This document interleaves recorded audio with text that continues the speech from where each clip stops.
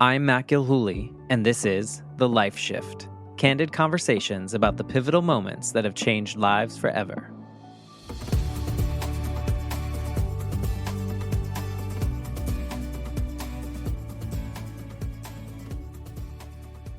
Hello, my friends. I'm Matt Gilhooly, and I am the host of the Life Shift podcast, and I am the lucky one.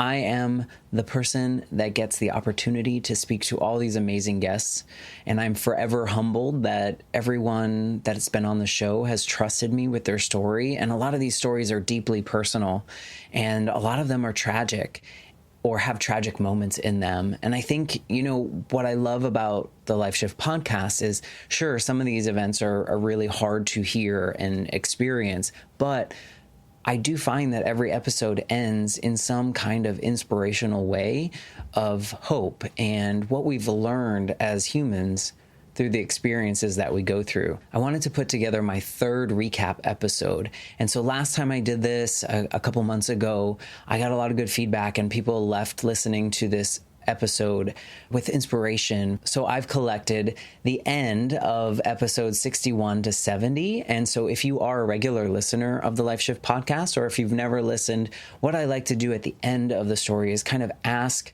my guests, if they could go back to that person right before their life shift moment, what would they say? And for some people, I ask for advice for people that are going through something similar. And sometimes I ask just a random question that's in the similar vein. And so this is one way that I get to hear what someone would say to that person, knowing full well it's not possible, with the intention of anyone listening that might be going through something similar or a similar experience, they have the opportunity to hear maybe some inspirational words or something that resonates with them so that they feel a little bit less alone in their experiences. I love putting these clips together. They make me feel really good. I just want to say thank you to those of you that have been listening. I just recorded like my 93rd episode, and I can't wait to continue sharing these stories. But for now, you're going to hear from Heather Taylor, Jenna Irving, Christy Ollinger, MC McDonald, John D'Agostini, Elizabeth Rosenberg, Larry Sprung, Lori Kesey, Laura Harless, and Robert Peter Paul. And all of these people are going to share what they would say to that person or any kind of advice that they can give. And I've put them together in this little clip for you. So I hope you leave this episode feeling inspired. If you'd like to support the show directly, I do have a Patreon, and that's patreon.com/The Life Shift podcast.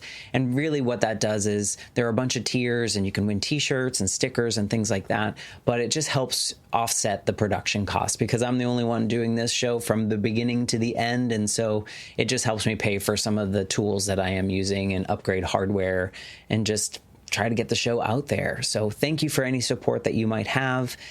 Just listening is support. Sharing with your friends. If you like this episode, please share it with a friend, and I would be so grateful of that. So thank you, and I hope you enjoy listening to this recap episode of the responses to, if you could go back to that person right before your life shift moment, what would you say?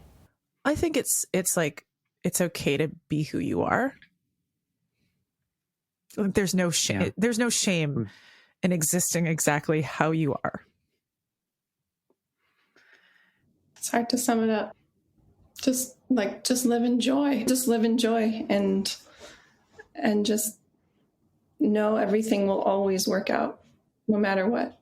I'd like to think that past Christy would be receptive to future Christy's insights. And I think it could be as simple as saying, choose your life. I was very much a rule follower. And Yep. I think once I got a little bit of freedom in college would probably be the time where I would be most receptive to the idea that I had choices in my life and I could take actions and make my own decisions about what I was doing. I love that you asked this question. It's like one of my favorite parts of your podcast. I think that the thing that comes up whenever I think about myself in those moments is just like, oh, honey, like, you're okay. Everything that you're feeling is okay, and it's normal, and none of it is going to take you out. And if you can just see this as a wave, let the wave hit you, you will get up again and you will keep moving on. And the waves are coming from everywhere. And so sometimes they're going to come from behind you and knock you over. And that doesn't mean you're doing it wrong. Your job here is to figure out how to keep standing up. No, there's nothing I could say, but I know that I would have basically extended affection, just a hug, a pat on the back, just any sort of human contact, because that moment to feel such a physical disconnect from your mother, the person who carried me into the planet, physicality in that way and the healing power of touch is certainly not something that's been lost on me over the years. So I know I wouldn't have at the time. There's nothing I could have said to myself at the time because I was deaf, but just a moment of safe man-to-man affection would have gone a long way. No. And I say that because I believe that everywhere we are in our journey is exactly where we're supposed to be. I don't believe when people say like, oh, I got off my path or I took a wrong turn. I just don't believe that to be true. I believe that everything that happens to us was meant to happen to us for a reason, to learn a lesson that we needed to learn or to point us in a direction that we need to go. I don't necessarily believe that like we're destined and this is where fate is going to push you. But I do believe that the choices that we make inform the next choice that we will make and the decisions that will lead us to where we will find joy and love and happiness. So I don't think I would have wanted to intervene with that at all, because I don't think I'd actually be where I am meant to be today without that journey. Sometimes I have guests go back to that person, but it seems like you've kind of, your parents have created this version of you since you were very little, and you've just been able to move forward with it. So it's like you couldn't even give your younger self good advice because you're still doing it. Yeah, I mean, listen, the name of my firm, Mitlin, is a combination of my wife's grandfather, Mitchell, MIT was to him. LIN is relevant to my mom, Linda. And we named the firm after them because my wife's grandfather was a New York City police officer, a veteran, just a really good guy. He was the type of guy that when the ice cream man came down the block, not because he was wealthy, but he got a lot of joy, would buy everybody ice cream. My mom was tough as nails, human being, a warrior, just a real all-around great person. I mean, to this day, people reach out to me on her birthday, my birthday, reminding me on Mother's Day, reminding me of how great a human she was.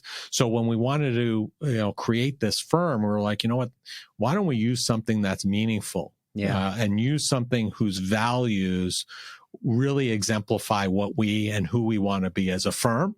So that's why we use their name. So I'm lucky because every day I come into my office, I come into my firm, I see the name there, I see the name in my email, and it reminds me and reinforces every day what I'm doing, why I'm doing it, and why I do what I do from a family perspective. And one of our core values here is client equals family equals team. We're all one family. If, we want our clients, we call them families we serve.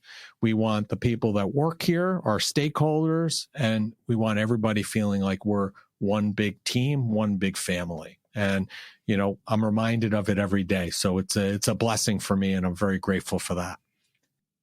It probably wouldn't have helped then because the emotional pain was so great.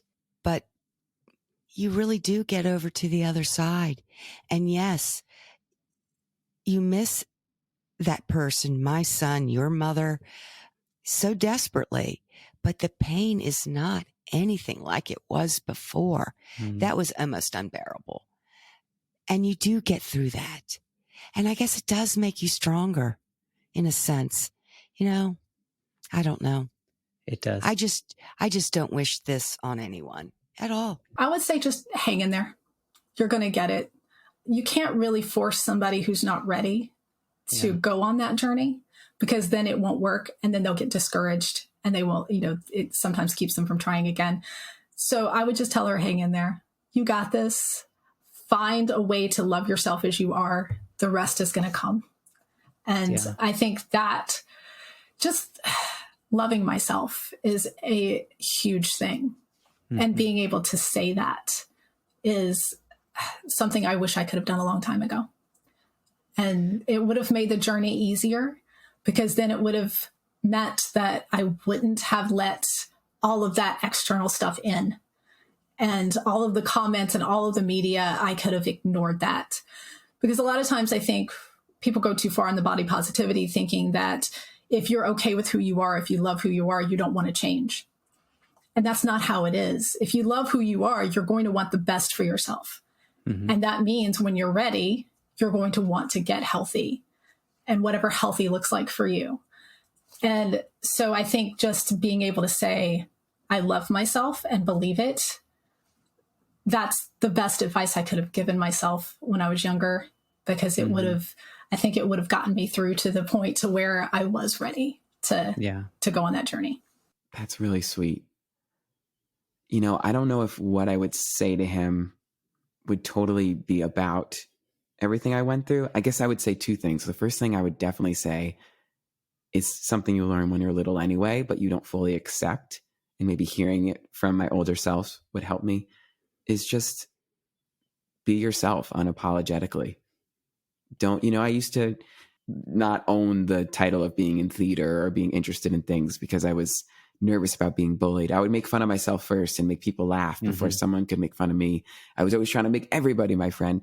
Right. And I think just telling myself it's okay to just be who you are, you don't need to put on anything extra, would be helpful. And then the second thing in regards to my journey might be something my nanny always tells me, which is also really simple, but very comforting to me for some reason. It's just everything is all right in the end. If it's not all right, it isn't the end. I like that. And yeah, I mean, you might feel that even with your grief journey, closing the door, it's like, things are all right. I'm still here. And I guess that depends on your definition of all right. But yeah, just for some reason, that would be something I would say. Always choosing love. I talk about this in my podcast all the time. The two emotions at the end of the day, there's only love and fear. And I always try to choose love. And if I'm not in that, I'm like, why am I scared? And then I just ask myself a lot of questions. But I would give myself a lot of Post-its. I would stick Post-its of inspirational quotes onto my little body and walk away. You know, a lot of people, you know, it's not really something you can answer. I think a lot of people are just like, they're going to go through it. And I would just give them a big hug, you know, like, you just need to know that you're loved. And it sounds like the message you would give this little version of you is that exactly. Yeah. And you know what? If you're a little person that's scared and you see your older self come back and they're okay, you don't really need anything else. They appeared, they're there, they made it through. That's all you need to know. Right. And then you know that time travel is real. And yes, that's super cool. You hop in the DeLorean and you go wherever you want.